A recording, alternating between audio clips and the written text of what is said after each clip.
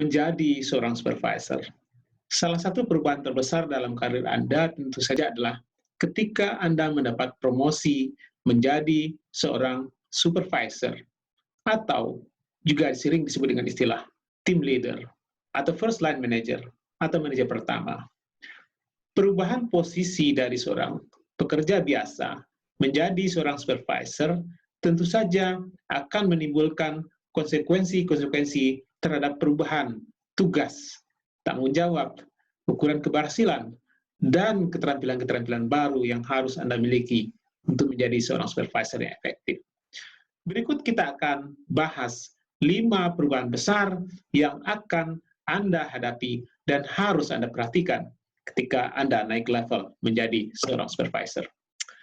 Yang pertama adalah, ketika Anda menjadi seorang supervisor, maka Anda dituntut untuk tidak sekedar berpikir akan keberhasilan atau kesuksesan pekerjaan pribadi Anda saja, tapi Anda harus berpikir bagaimana caranya agar membuat anggota tim Anda, bawahan Anda, untuk juga sukses di pekerjaan mereka.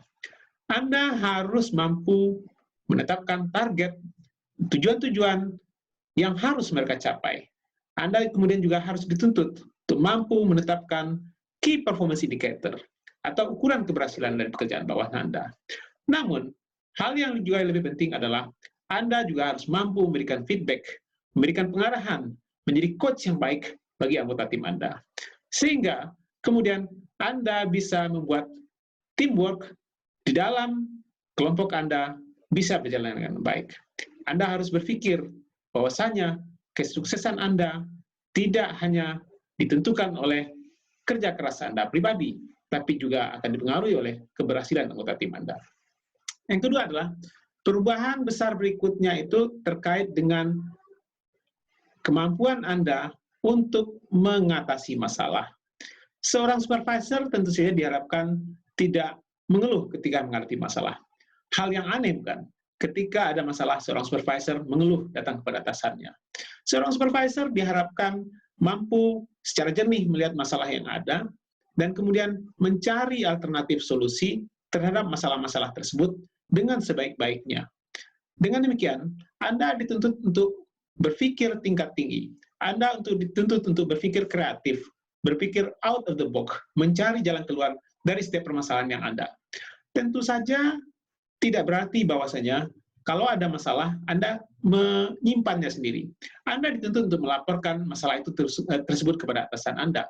Tapi jangan hanya menunggu solusi dari atasan Anda. Anda harus datang kepada atasan Anda dengan solusi sendiri yang Anda tawarkan kepada atasan Anda tersebut. Yang ketiga adalah, ketika menjadi supervisor, Anda dituntut untuk mampu membuat komitmen. Artinya adalah, jika Anda diberi tenggat waktu oleh atasan Anda harus bisa memperkirakan bagaimana mencapai target dalam tenggat waktu tersebut dengan sebaik-baiknya. Oleh karena itu, Anda harus mampu membuat step-step. Anda harus membuat perencanaan, langkah demi langkah, sehingga kemudian target yang ditetapkan oleh atasan Anda dalam tenggat waktu tersebut bisa Anda capai dengan sebaik-baiknya. Dan ini tentu saja melibatkan anggota tim Anda. Anda harus mensupervisi mereka, memperhatikan mereka, kemudian memberikan feedback kepada mereka, dan kemudian membantu mereka untuk menyelesaikan masalah yang berada di luar kontrol mereka. Yang keempat adalah, sebagai seorang supervisor, Anda memiliki lebih banyak orang untuk bekerja sama. Anda masih memiliki atasan sebagaimana sebelumnya. Namun sebagai supervisor, Anda tidak diharapkan hanya menunggu perintah dari atasan saja, tapi kemudian Anda harus lebih banyak bertanya, apa yang bisa Anda lakukan untuk membuat atasan Anda sukses di pekerjaan mereka. Yang kelima adalah, sebagai seorang supervisor, Anda juga harus mampu bekerja sama dengan supervisor lainnya yang berada di unit lain, yang melakukan tugas lain.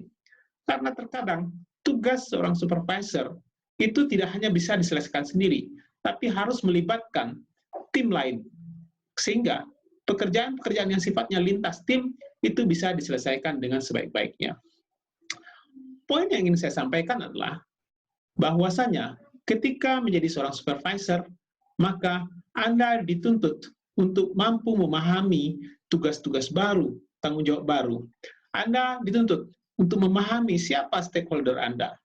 Anda memiliki atasan, Anda memiliki rekan sekerja, Anda memiliki bawahan, dan Anda pahami apa harapan mereka, dan Anda coba penuhi harapan mereka tersebut dengan sebaik-baiknya.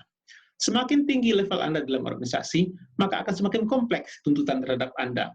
Dan semakin tinggi juga level Anda dalam organisasi nanti, maka Anda juga dituntut untuk menguasai keterampilan-keterampilan baru. Nah, pertanyaan berikutnya yang perlu Anda ajukan kepada diri Anda adalah, seberapa baik, seberapa jauh penguasaan Anda akan pengetahuan, keterampilan, dan kompetensi-kompetensi baru yang dituntut atau bersifat memampukan Anda untuk melaksanakan tugas Anda dengan sebaik-baiknya. Dan kemudian juga Anda berpikir, apa yang harus Anda lakukan untuk meningkatkan keterampilan dan kompetensi Anda tersebut. Oleh karena itu, menurut saya, ini adalah sebuah learning journey, perjalanan yang menarik dalam karir Anda. Nikmati perjalanan tersebut, lengkapi diri Anda, siapkan diri Anda, dan jadilah seorang supervisor yang sukses dan efektif di pekerjaan Anda. Selamat menikmati perjalanan sebagai seorang supervisor.